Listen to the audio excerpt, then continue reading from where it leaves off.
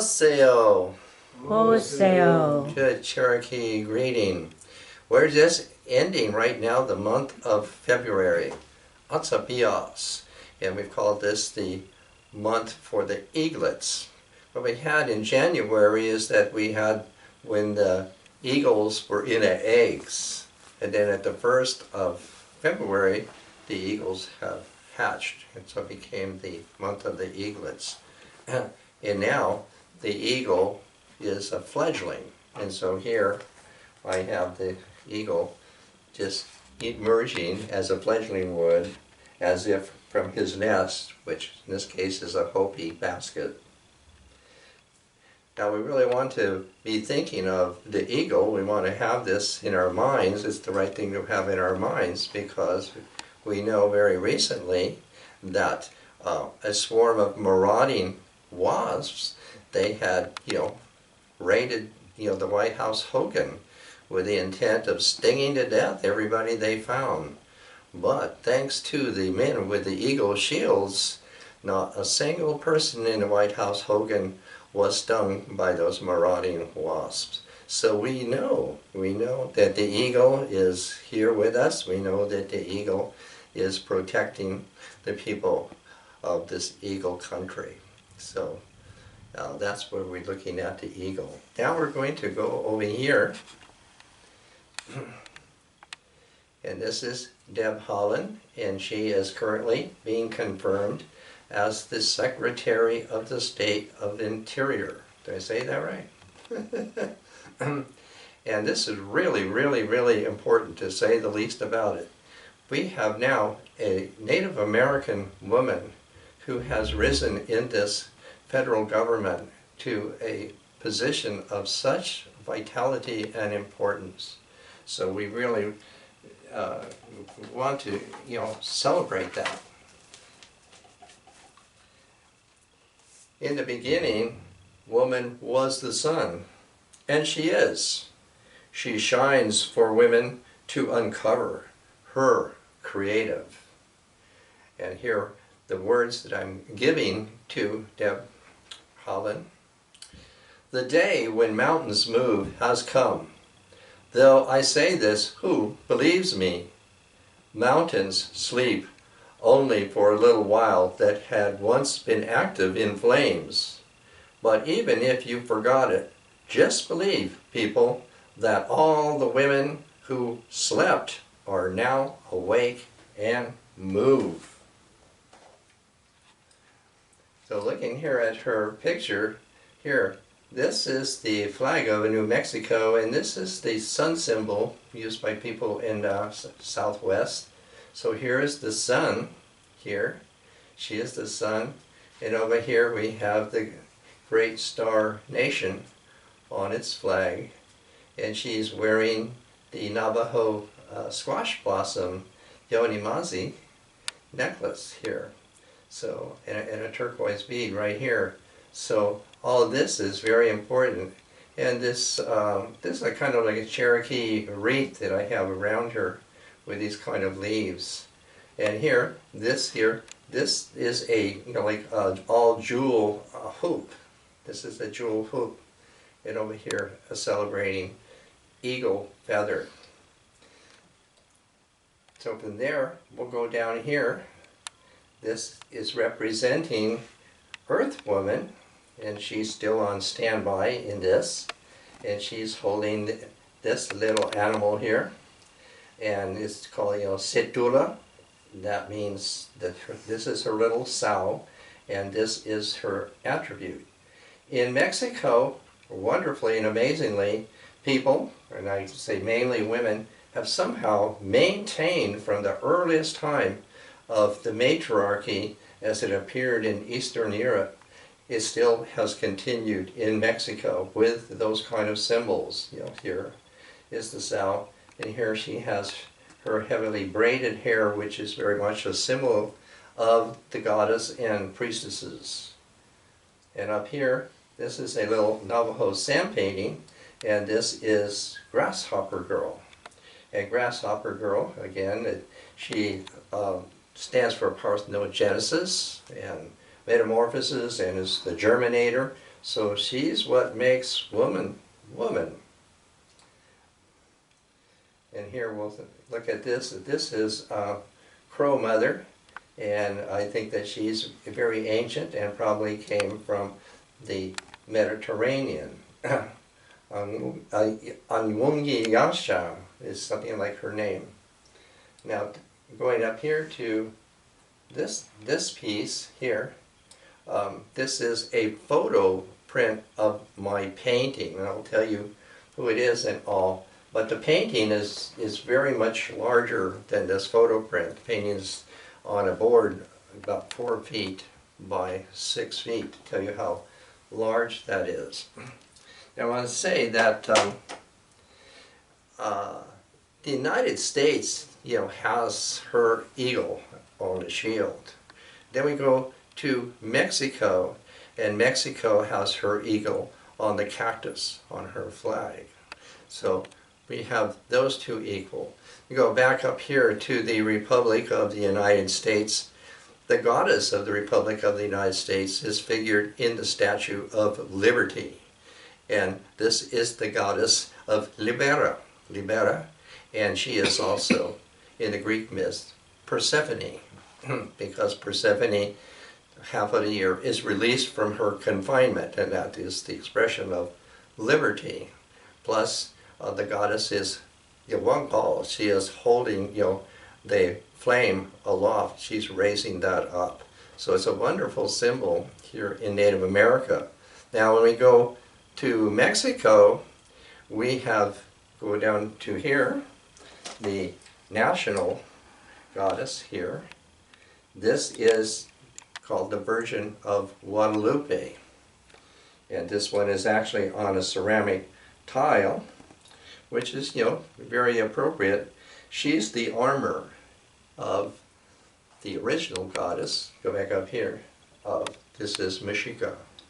This is my painting of Mexica. And Mexica is what the name Mexico is. Mexico means Mexica. And this is the way that I have figured her. So that here in Turtle Island, I believe the sovereign goddess is actually Changing Woman, which we started beginning of February. And so I'm looking that she is sponsoring everything of this time to bring about a new myth body, a new spirituality, bringing about more and more women in the recognition parts in the government and everywhere. So that's all been my theme here. So with that, you can look at this picture here. And from this, I'm going to pick up this shield, and I'm going to read from this to go with this image of Mexica.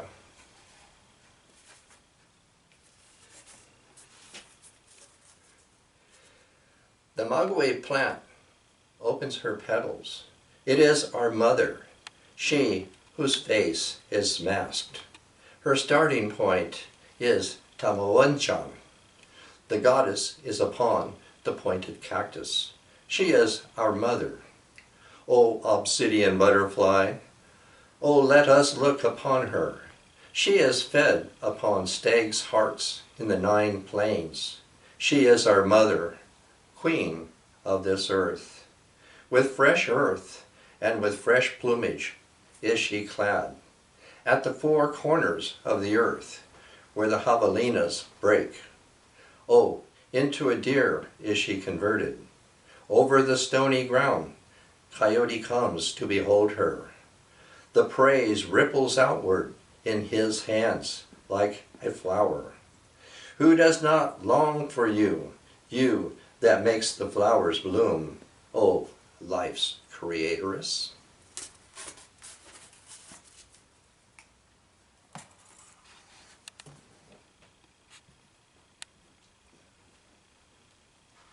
Now with that theme of the butterfly there, I'm continuing right down here to this basket, to this Hopi basket. Now with this, I have something of an introduction. Claudia had been a member of the California Indian Basket Weavers Association called CPITS. And they would have these conferences in different locations. And the one we're looking at right now is going to be at the Sonora Desert Museum in Tucson, Arizona. And there, Claudia was the only person who was a representative of the Kumeyaay basket tradition. Her teachers were Justin Farmer, out there by San Isabel, and Eva Salazar from Baja. And right here, you can see her basket.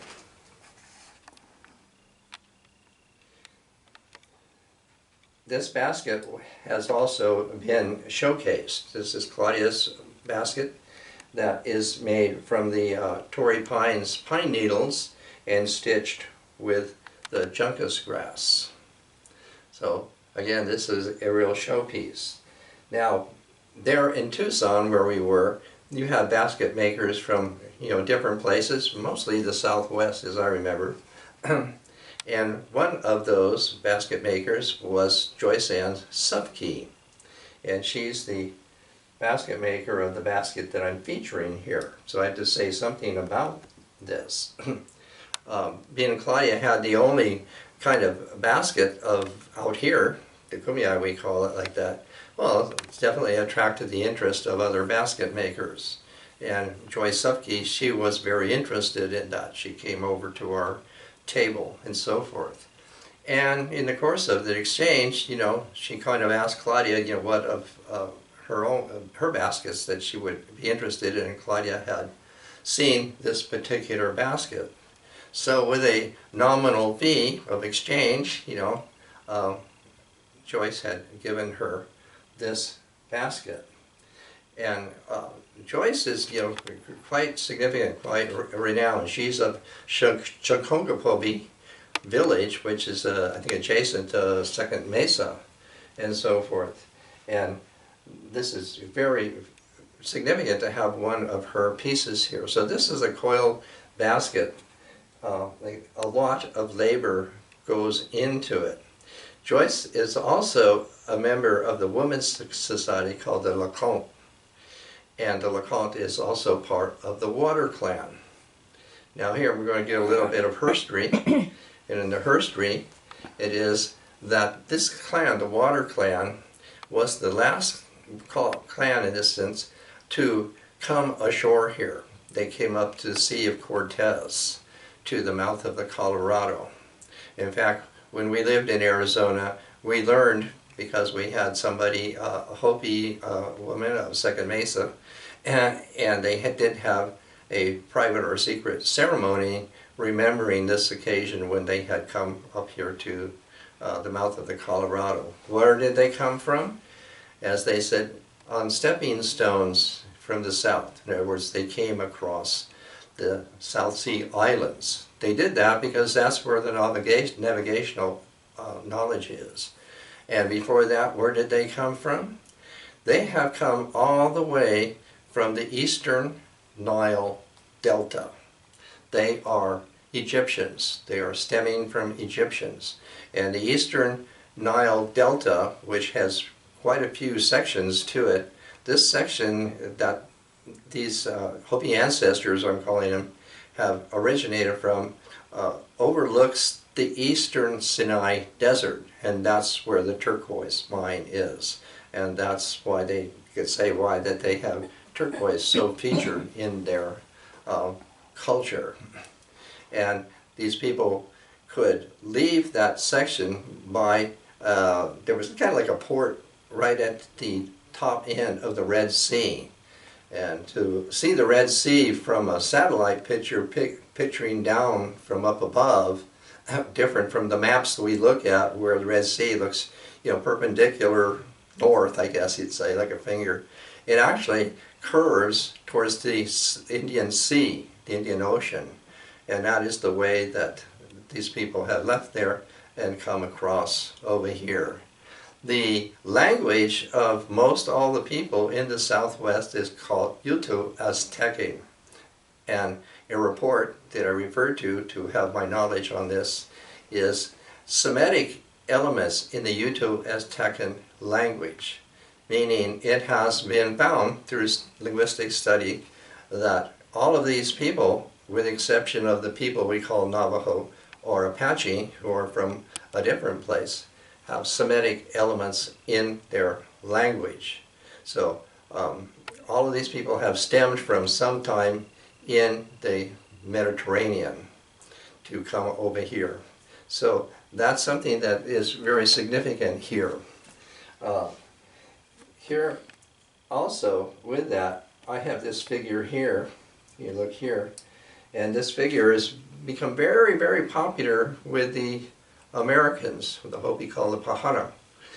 And it's Kokopelli, who is usually known as, the humpback flute player. He's really an Egyptian.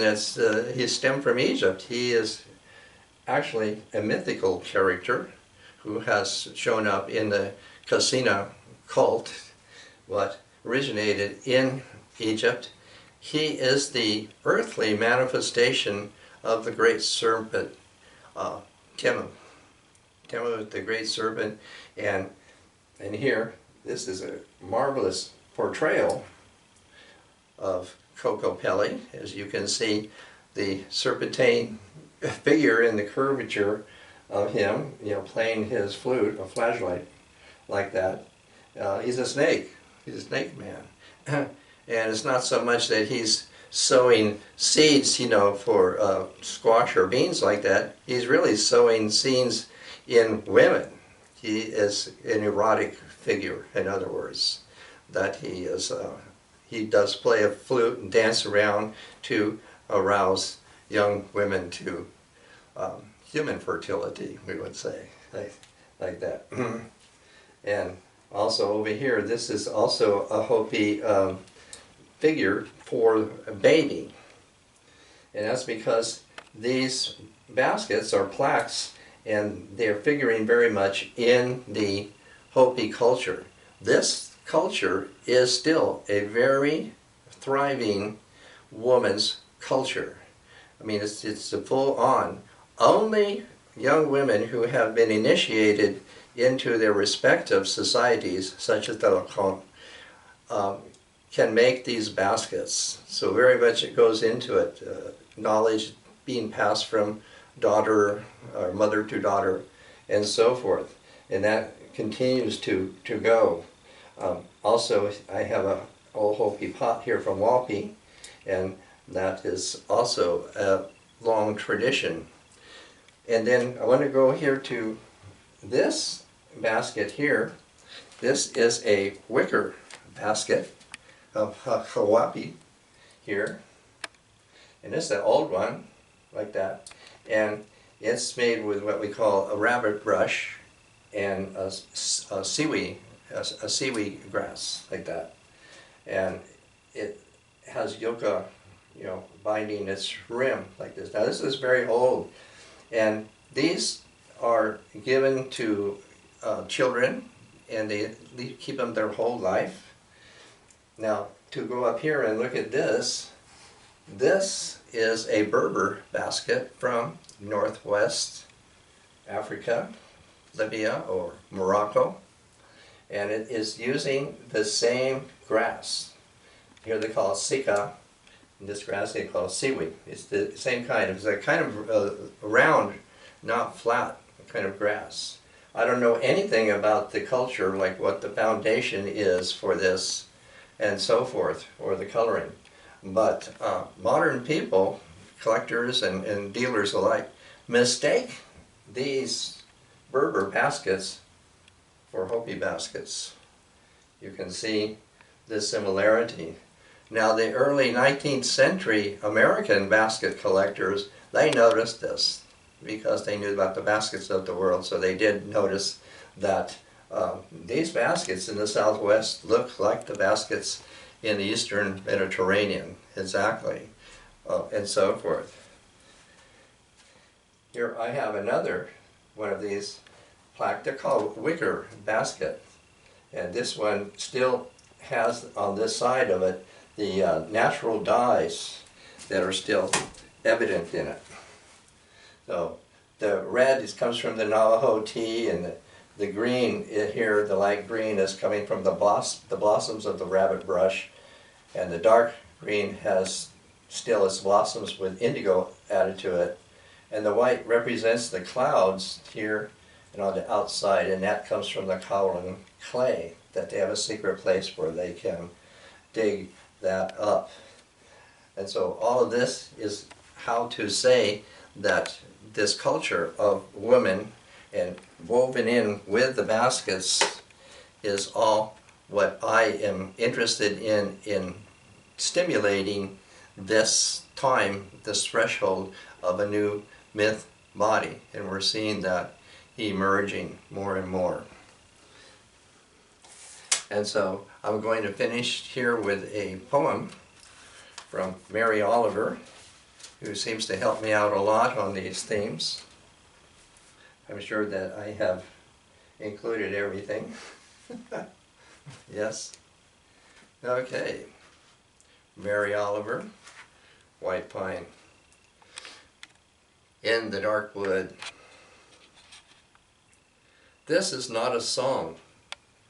This is not singing. This is not thoughtful. It comes from no idea. It is only heat and good cheer, or even less, nervousness, the grim, melodious anxiety of the beast, the announcement that something more than inertia is present and recognizes the fact of evening. A click in the brain, or sees, and nothing to do about it. Black snake twining up trunk and branches toward nest, and still the bead of the heart must make a noise about it. It's one noise, a waterfall of noise. No thought, no idea, simply noise. Call it noise, which rises through the leaves, not out of them, but through them. All creatures are beneath us. Ah, yes, in the order of things. But listen, listen.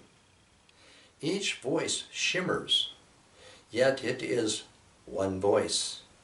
The damp and sonorous exaltation of the dead, or the not yet born, who still know everything. Do you know what I'm saying? Everything, everything has changed.